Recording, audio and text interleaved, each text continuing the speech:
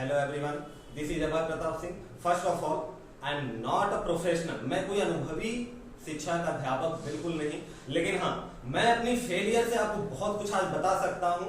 और ये मेरा YouTube के समंदर में पहला कदम है। मैं एक छोटी सी मछली। अगर मुझे अपना विषय रखते वक्त किसी प्रकार के शब्दों में कोई त्रुटि हो रही है तो प्लीज प्लीज प्लीज माफ कर देंगे। और हाँ, आपका एक लाइक मेरे लिए बूस्टर का काम करेगा। तो शुरू करते हैं। अगर आप थंबनेल देखकर यहाँ पर आए हैं तो बिल्कुल सही है। मैं बिल्कुल गद्दारी नहीं करने वाला आपसे। आपको एक ऐसा तरीका, 3 पल का तरीका, 3 पल का तरीका, 3 पल। अब ये पल क्या होता है तो पल सुने हैं, पल, 2 पल।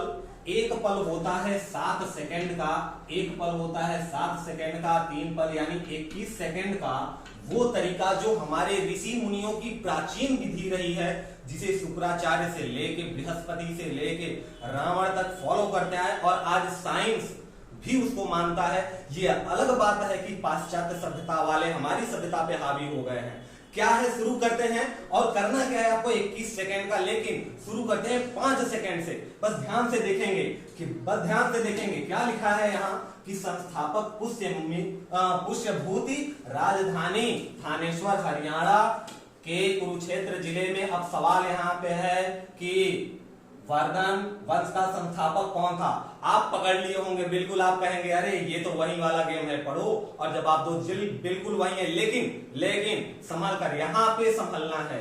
अगर ये बात आपको पहले ही पता थी तो भी आप अगर यह वीडियो देख रहे हैं तो प्लीज बुरा मत मानिएगा, लेकिन आपको सारी बातें नहीं पता थी। कुछ तो ऐसा था जो आपसे रह गया, बाकी रह गया, वरना ये वीडियो आज आप न देख रहे होते। क्या बाकी रह गया उस पर चर्चा करेंगे। और आपके मन में आ रहा होगा बहुत कि यार भाई तुमने कुछ किया, तुम्हारे पास प्रमाण क्या। बिल्कुल मेरे पास प्रमाण है। आपका IQ लेवल क्या है ये आपको पता चलेगा सिर्फ 100 सेकंड, और मेरा क्या है वो भी आपको पता चलेगा सिर्फ 100 सेकंड। और सही तरीका देखिए, रहस्य होता है। जैसे हमें हमारे पुराणों में लिख दिया गया है, वैज्ञानिक भी कहते हैं भोजन को पियो और पानी को खाओ।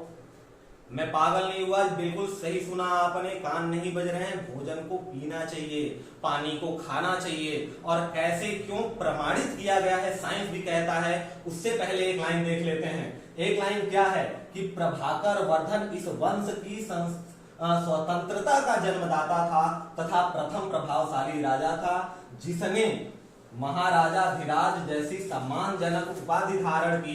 प्रभाकर वर्धन की पत्नी यशोधरा से 2 पुत्र राजवर्धन और हर्षवर्धन का तथा एक कन्या राजश्री का जन्म हुआ। राजश्री का विवाह कन्नौज के राजा ग्रहवर्मा के साथ हुआ। ये रहा आपका 15 सेकंड। यकीन मानिए ये 15 सेकंड आपने दिया। आपका दिमाग कितना काम करता है ये आप देखिए। ये 2 पल का काम था, 7 दूनी 14, 2 पल। पहला था 7 सेकंड वाला, ठीक है, ये है 2 पल का। अब आपका सवाल ये है कि महाराजा जी बिल्कुल भोजन को पीना चाहिए। क्यों भोजन को इतनी बार पूछना चाहिए कि मुंह का जो सलाइवा है, क्योंकि हम जानते हैं कि हमारा कार्बोहाइड्रेट का पचना मुंह से ही शुरू हो जाता है, ग्लूकोज का बनना। इसीलिए बनाना फल में केला एक ऐसा पोषक आहार है जो हमें इंस्टेंट एनर्जी देता है। आपने सही पकड़ा, पानी को खाना चाहिए, घूट घूट करके पीना चाहिए। बात वही सलाइवा की है, मुंह के लार्वा की है। तो वैसे ही सब कुछ क्या है, रहस्य है। पकड़ रहे हैं आपको पॉइंट, ठीक है।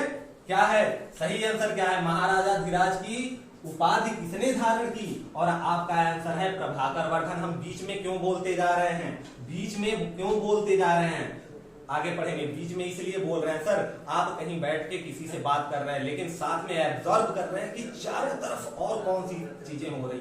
यही तो है शर्लक होम्स की बातें, और यही है वो पॉइंट जहां आपको अपना IQ बूस्ट करना है, न्यूरॉन्स को एक्टिव करना है। तो क्या ध्यान, कंसंट्रेशन, एक जगह के साथ साथ दूसरी जगह कितना आप गौर कर पाते हैं, इसलिए हम साथ में बोलते चलेंगे बीच बीच में। खैर, मालवा के शासक देवगुप्ता ग्रहवर्मा की हत्या कर दी। ग्रहवर्मा कौन, राजश्री की पत्नी मालवा के। और राजश्री को क्या किया, बंदी बनाकर कारागार में डाल दिया। राजवर्धन ने देवगुप्त को मार डाला, परंतु देवगुप्त के मित्र गौड़ नरेश शशांक ने धोखा देकर राजवर्धन की हत्या कर दी। अब यहां होता है आपका 3 पल कंप्लीट। 21 सेकंड का ये पैरा था, 21 सेकंड का ये पैरा था। अब आपका ध्यान कितना कॉन्सेंट्रेट था आपका एक पॉइंट पर, देखिए पॉइंट आप कहें, अभी भी कहेंगे ये बात तो पहले भी पता थी। रहस्य क्या है? आखिरी रहस्य तो आखिरी में ही पता चलता है सर। ये मेरे फायदे की बात है, आप देखेंगे और लाइक करेंगे, शेयर करेंगे, सब्सक्राइब करेंगे, ये मेरे फायदे की बात है, मेरी लाइफ चेंजिंग है, ये मेरा IQ है कि मैं आपको अभी तक जोड़ के रखा हूं। जी बिल्कुल। और आप भले ही यह बात पहली बार पता चली हो कि राजश्री को कोई बंदी भी बनाया था, ठीक है, कोई शशांक भी कोई था, पहली बार भले पता चली हो। राजवर्धन, हर्षवर्धन तो पता था, राजवर्धन उसका भाई था, भले पहली बार पता तो चला। ये मेरा IQ था जो मैं आपको यहां तक लेके आया हूं, और यकीन मानिए काम करता है। अगर 7 दिन में ड्रग्स लेने पर उसका लत लग सकता है, 7 दिन न नहाने पर शरीर से बदबू आ सकती है, 7 दिन एक्सरसाइज करने पर बॉडी स्ट्रेच हो सकती है, तो 7 दिन तक एक चीज पे प्रैक्टिस करने पर क्यों नहीं मिल सकता? बिल्कुल मिल सकता है। और 7 दिन नहीं करना है, अपना IQ तो टेस्ट कर लेते हैं यहाँ पर। किसने की शासक देवगुप्त ने किसकी हत्या की थी? तो राजवर्धन की हत्या की थी। देवगुप्त शशांक का मित्र था, और शशांक से जुड़ी एक बहुत फैक्ट पॉइंट हम यहाँ बात करने वाले हैं कि बोधि वृक्ष का नाम आपने सुना है, बोधि वृक्ष का नाम सुना है कि वहां बुद्ध जी को ज्ञान प्राप्त हुआ था, लेकिन बोधि वृक्ष को कटवाया किसने? ये पॉइंट यहाँ मिलेगा। शशांक शैव धर्म का अनुयायी था और उसने बोधि वृक्ष को कटवा दिया। राजवर्धन की मृत्यु के बाद 606, ध्यान देंगे, कंसंट्रेशन, ध्यान भंग नहीं होना चाहिए। 16 वर्ष की अवस्था में वर्धन थानेश्वर की गद्दी पर बैठा। भाई मर गया, गद्दार निकल गया मित्र, बहन को बंदी बना लिया गया था, और हर्षवर्धन थानेश्वर की गद्दी पर 606 में बैठा। अब यहाँ सवाल ये आता है कि बोधि वृक्ष को किसने कटवाया? आंसर मिल चुका होगा आपको, आंसर मिल चुका होगा आपको, और शायद आप पकड़ भी रहे होंगे। देखिए कोई भी गुरु अगर किसी भी शिष्य को, जिसको बहुत मानता है, अगर किसी भी विद्या की 100 विधि है तो 99 विधि बताता है, सम्मा विधि बचा के रखता है अपने लिए। सम्मा विधि वो आखिरी का 3 सेकंड वाला दाव, आखिरी का 3 सेकंड बचा के रखता है, कभी शिष्य गद्दारी करे तो उसके लिए। तो वो दाव क्या है वो जानना है, मेरा फायदा कराइए, आपका फायदा है। 3 सेकंड का दाव मैं बताऊंगा, 3 सेकंड आप दीजिए, बस लाइक करिए, सब्सक्राइब करिए अगर अच्छा लग रहा है तो, अगर नहीं तो आपके हाथ में कीपैड है, आप मैसेज लिख के हमें बताइए, ठीक है। जैसा कि मैंने कहा, मैं कोई अनुभवी नहीं, त्रुटि हो सकती है तो प्लीज क्षमा करेंगे, माफ करेंगे, और आपका फीडबैक मेरे लिए लाइफ चेंजिंग होगा। करके देखिए, आपको अच्छा लगेगा। 130 करोड़ जनता में कोई तो है जिसके लिए आपने, और कुछ नहीं लगना आपका। हर्षवर्धन को शिलादित्य के नाम से भी जाना जाता है। इसने परम भट्टारक नरेश की उपाधि धारण की थी हर्षवर्धन ने शशांक को पराजित करके कन्नौज पर अधिकार कर लिया, बदला ले लिया भाई का, और अपनी राजधानी उसी के कन्नौज को ही बना दिया। अब सवाल यहाँ आता है, आई होप की कंसंट्रेशन बढ़ गया होगा और आंसर दिख रहा होगा। शिलादित्य की और भट्टा की उपाधि किसने ली? बिल्कुल हर्षवर्धन। तो ऑप्शन नंबर बी बिल्कुल सही। और आखिरी दाव क्या है? तो समय थोड़ा सा बढ़ेगा, अब पूरा 21 सेकंड लगेगा। अभी तो 10-15 सेकंड लाई कर रहे थे। हर्षवर्धन और पुलकेशी द्वितीय के बीच नर्मदा नदी के तट पर युद्ध हुआ, जिसमें हर्षवर्धन की पराजय हो गई। हर्ष ने 441 ईस्वी में अपने दूत है, यहाँ पे थोड़ा मिस्टेक है, दूत कहाँ भेजे? चीन भेजे 643 ईस्वी में से एवं 645 ईस्वी में 2 चीनी दूत भारत आए। 43 में उसने भेजा और 43 और 45 में 2 साल बाद 2 दूत भारत आए। वेन सांग को यात्रियों में राजकुमार, नीतिका पंडित एवं वर्तमान शाक्य मुनि कहा जाता है। वह नालंदा विश्वविद्यालय में पढ़ने एवं बौद्ध ग्रहण करने के उद्देश्य से भारत आया था। यह हर्षवर्धन के शासनकाल में आया था, वेनसांग। अब यहां तक रही आपकी 21 सेकेंड, और ये है प्रैक्टिस। अभी 3 सेकंड के पहले हैं, अभी वो आखिरी दाव नहीं आया है। सोने को 16 ताव लगता है। मोटिवेशनल वीडियो बहुत देखते हैं आप YouTube पे, अंदर से आग नहीं आई, जिस स्वयं से लड़ाई है। मेन तो यही दिक्कत है कि लड़ाई किससे है? स्वयं से है। किसी और से लड़ना होता तो लड़ लेते, स्वयं से लड़ना है, दिमाग से लड़ना है। और कितने सेकंड? सिर्फ 30 सेकंड, 21 सेकंड। क्या 21 सेकंड अपने ध्यान को एक जगह नहीं रख सकते? ये मैंने भटकाया आपको, अब भटकाया, अब बताइए सवाल। ये तो मैंने भटकाया, सवाल क्या है? सवाल ये है, देखिए बात वही है, सरलत होम्स वाली। माइंड को हर तरफ, आप किसी रास्ते से जा रहे हैं, किसी से बात कर रहे हैं पूरे तल्लीनता के साथ, उसके बाद भी अगल बगल आगे पीछे क्या हो रहा है ये माइंड में चले। यही तो है, इसी को कहते हैं जीनियस। और इंसान है बुद्धि का यूज। हर्षवर्धन और पुलकेशित द्वितीय के बीच युद्ध किस नदी के तट पर हुआ था? किस नदी के तट पर हुआ था? हमने शुरू में सिंपल लिया है, हम ये भी कह सकते हैं कि सन में हुआ था। ठीक है, तो आई होप की कहानी दौड़ रही होगी अगर आपने ध्यान लगाया हो कि नर्मदा नदी के तट पर हुआ। ठीक है, नर्मदा। और हर्ष की क्या हुई थी? हार हो गई थी। उसके बाद चाइना वाली बातें शुरू हो गई थी, राजदूतों वाली। जी बिल्कुल सही। अब इसी क्रम में, अब यहां तक बन गए, मजा आ रहा है? लाइक कर देंगे बिल्कुल और सब्सक्राइब कर देंगे सर अपने यूट्यूब के और व्हाट्सएप के और इंस्टाग्राम टेलीग्राम अगर चलाते हैं तो प्लीज, मेरे लिए लाइफ चेंजिंग है, आपके लिए जो है वो है। हर्ष ने कश्मीर के राजा, आप देखिए एक नई पॉइंट, क्या पता आपको पता था कि बुद्ध जी के, महात्मा बुद्ध के दांत के लिए भी लड़ाई हो गई थी। जहां से कश्मीर के राजा से दंत अवशेष बलपूर्वक प्राप्त किए थे हर्ष ने। हर्ष के पूर्वज भगवान शिव और सूरज के अनन्य भक्त थे। प्रारंभ में हर्ष भी अपने कुल देवता शिव का परम भक्त था। चीनी यात्री वेनसांग से मिलने के बाद अपने बौद्ध धर्म की महायान शाखा को राज्याश्रय प्रदान किया तथा वह पूर्ण बौद्ध बन गया। अब यहाँ ये तो क्लियर हो गया ना कि पूर्ण बौद्ध बन गया हर्षवर्धन। देखिए ये रहा मेरा IQ लेवल कि आप नहीं पढ़ना चाहते थे इसको, आप क्या देखकर आए और आपको क्या सीखने को मिला। मैं टीचर हूँ, प्रैक्टिस कर रहा हूँ, अनुभव ले रहा हूँ अभी। ठीक है, मैं बिल्कुल स्टूडेंट हूँ। और तो ये चीजें देखिए, आप एक कहानी जान गए इतिहास के बारे में जो आप नहीं जानते थे। अगर आप ये थंबनेल लिख के आए थे तो ठीक है, ये मेरा IQ लेवल है। आप कैसे अपने जीवन को जीते हैं, कैसे आनंद लेते हैं, इसका यूज करके ये है 5% का इस्तेमाल करना है, फिर 95% जो है वो आनंद लेगा। आनंद लेना है जीवन में, मजा नहीं लेना है। सवाल वहीं आ जाता है जैसा कि हमने भ्रमित किया आपको। हर्ष ने कहा कि कहां के शासक से बुद्ध के दंत अवशेष प्राप्त किए थे, और आंसर दिख रहा है। बिल्कुल आपने अपने माइंड का सही यूज किया है, तो आंसर बता दीजिएगा। और अगले पॉइंट की अगर बात करें, फिर से ध्यान देते हैं, और ये अगला पॉइंट 21 सेकेंड।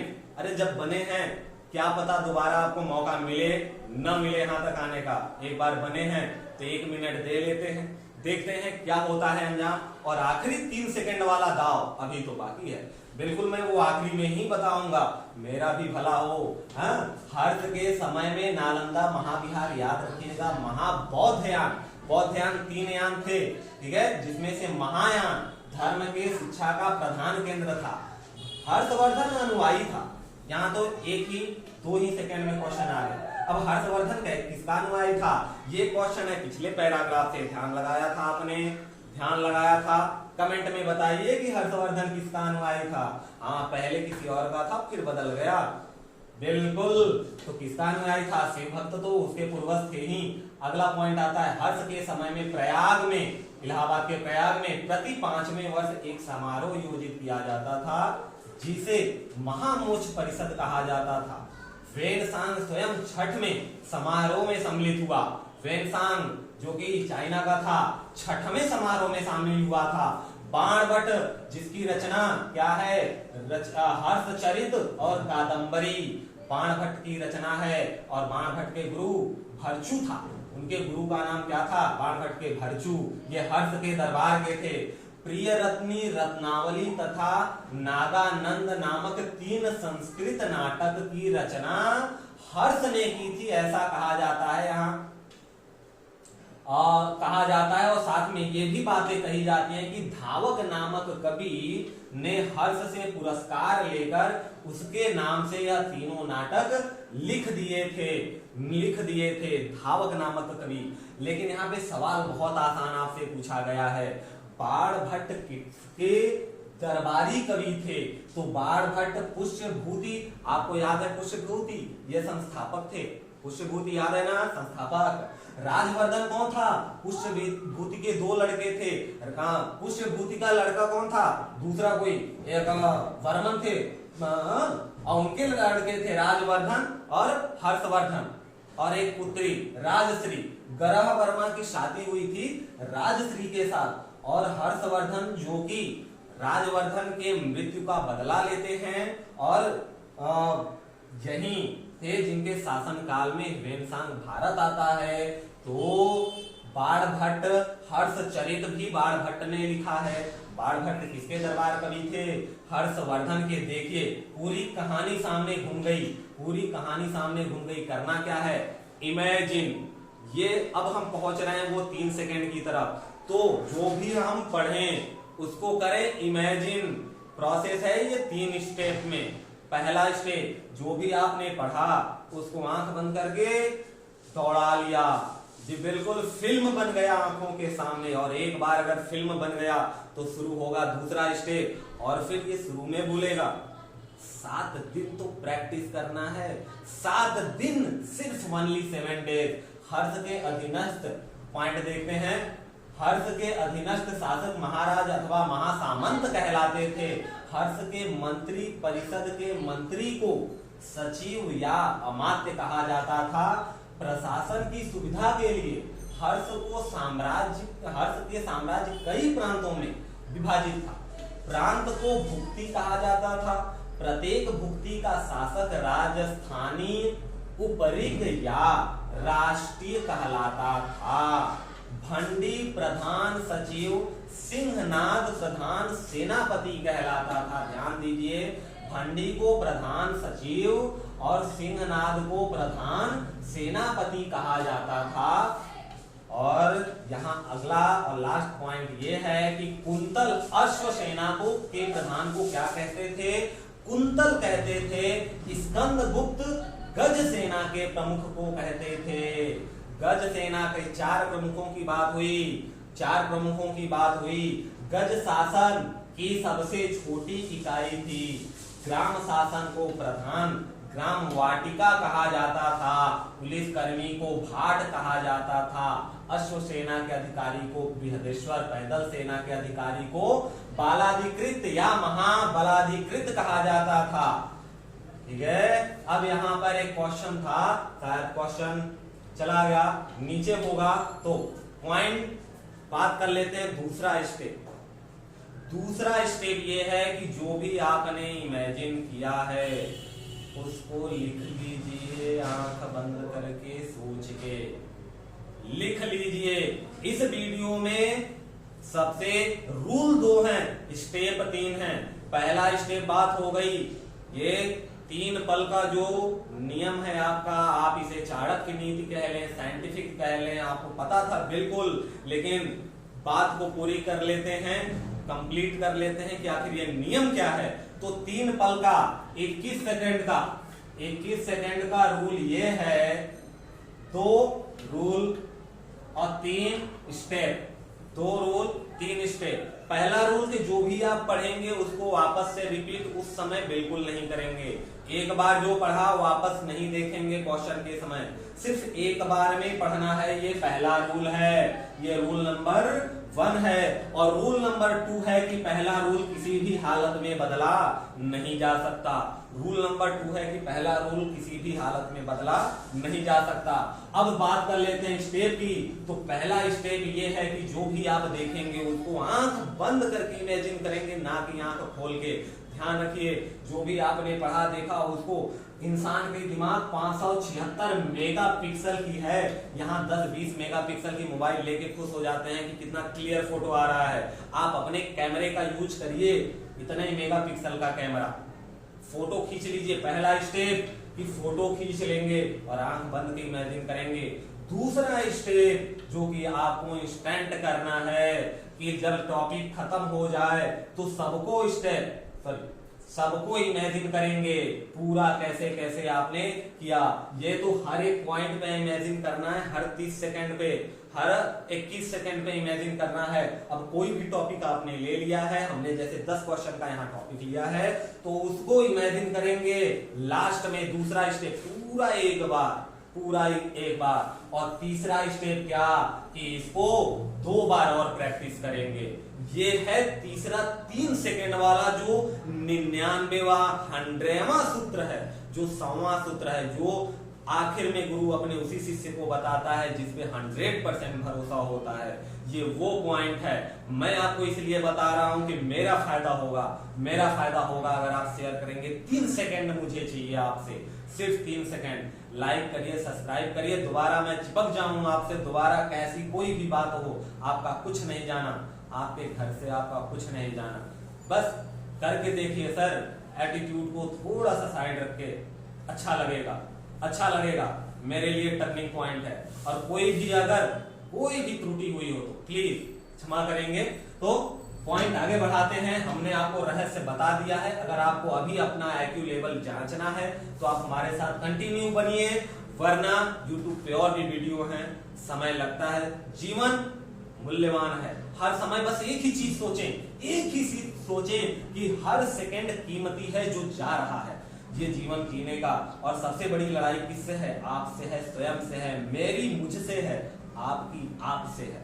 इससे बड़ी बात कुछ नहीं हो सकती। जो फेलियर एक बार बता सकता है जितनी बातें मैं हूं, आप ये मत सोचिए ये 52 किलो का आदमी, 52 किलो का आदमी क्या बता सकता है। हमने बहुत दुनिया देखी है सर। 52 किलो का ये आदमी 28-30 साल की उम्र में बीटेक किया हूं सर। फेलियर सिखा सकता है बहुत कुछ, बिल्कुल। जो सफल है उनसे भी सीखना है, लेकिन एक मौका चाहिए। उसके लिए ये प्रयासरत हैं हम। हमारे लिए संघर्ष का समय है। आई होप कि आपके लिए भी होगा। तो never give up. Never give up. Harsh के समय मथुरा सूती उद्योग के निर्माण के लिए प्रसिद्ध था। हर्ष चरित्र में प्रांतीय शासक के लिए लोकपाल शब्द आता है। अब यहाँ पे एक क्वेश्चन आया कि हर्षवर्धन के मंत्री परिषद में सिंहनाद किसको कहते थे। अब बताइए क्या है आपका ये IQ लेवल, क्या न्यूरॉन्स एक्टिव है? अगर यहाँ तक आप बने हुए हैं तो इसका मतलब ये है कि आपने अपने लाइफ में एक बार ये तो डिसाइड किया कि मुझे कुछ नया, यहाँ कुछ तो नया मिला। पहला नया मिला था पल 7 सेकंड का। और एक स्टोरी की दुनिया में ऐसे भी लोग हुए हैं, अगर आप इनसे संबंधित नहीं थे तो ठीक है। और इंसान है, बदलने का मौका बार बार मिलता है, लेकिन जब हम अवसर को पहचान पाए तो अवसर के चेहरे पे नकाब होता है, ढका है। अवसर को हमें पहचानना है। पकड़िए, सिंहनाद किसे कहते हैं? याद आया क्या? 4 तरह के, घोड़े के लिए, अश्व के लिए और पैदल सेनापति। तो सिंहनाद कौन? अश्व प्रधान या हाथी प्रधान या सेनापति प्रधान या सेनापति प्रधान? आप बताइए आपका IQ क्या रहा? और चेक कर लेते हैं। लगता है यहाँ पे समाप्त हो गया। तो उम्मीद करते हैं अगर यहाँ तक हैं तो आप अपना फीडबैक जरूर देंगे, जरूर मेरा उत्साह वर्धन करेंगे, और आपका फीडबैक का हमें इंतजार रहेगा। हम चाहते हैं कि हमें पता चले कि हमारी कमियां कहाँ हैं, ताकि हम अपने आप को बदल सकें। मैंने तो काम शुरू कर दिया, अपने से लड़ाई की, आप भी शुरू कर दीजिए। बिल्कुल, लड़ाई अपने से है। अपने आप को डेवलप करिए। अपना स्किल जब अपने पास है, अपने हाथ में है, दूसरे के कंधे का भरोसा नहीं। सब्सक्राइब करके रखिए। जल्दी मिलेंगे। जय हिंद।